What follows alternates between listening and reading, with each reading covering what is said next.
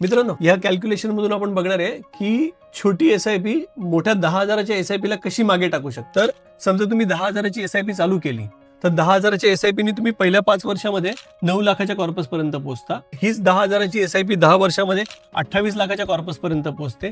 10,000ची SIP 20 वर्षामध्ये 1.6 करोडचा corpus create करते आणि हीच 10,000ची एसआयपी जर तुम्ही 30 वर्ष चालू ठेवली तर साधारण 7 करोडचा कॉर्पस क्रिएट होतो. तिच्या व्यतिरिक्त जर तुम्ही 2,000ची स्टेप अप वाली एसआयपी चालू केली, म्हणजे एसआयपी तुम्ही 2,000नी चालू केली, तिला प्रत्येक वर्षी 10% स्टेप अप केले, तर 5 वर्षामध्ये तुम्ही पोहोचाल 2.7 लाखाच्या कॉर्पस पर्यंत. 10 वर्षामध्ये तुम्ही साधारण पोहोचाल 12 लाखाच्या कॉर्पस पर्यंत.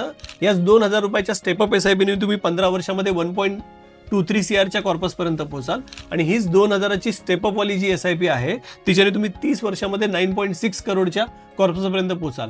त्यामुळे 10,000च्या एसआयपीला जर तुम्हाला मागे टाकायचं असेल तर तुम्हाला स्टेप अप एसआयपी करणं गरजेचं आहे आणि सातत्य ठेवणं गरजेचं आहे. त्यामुळे तुम्हालाही जर अशी स्टेप अप वाली एसआयपी चालू करायची असेल की जी ऑटोमॅटिक प्रत्येक वर्षी किंवा प्रत्येक 6 महिन्यांनी वाढत राहील तर तुम्हाला चांगला परतावा मिळेल आणि तुम्हाला पैसेही तुमचे चांगले वाढून मिळतील. तुम्हालाही जर अशी गुंतवणूक सुरू करायची असेल, अशी एसआयपी सुरू करायची असेल तर मला खाली दिलेल्या नंबरवरती संपर्क साधा. Thank you. Disclaimer. Mutual funds are subject to market risk.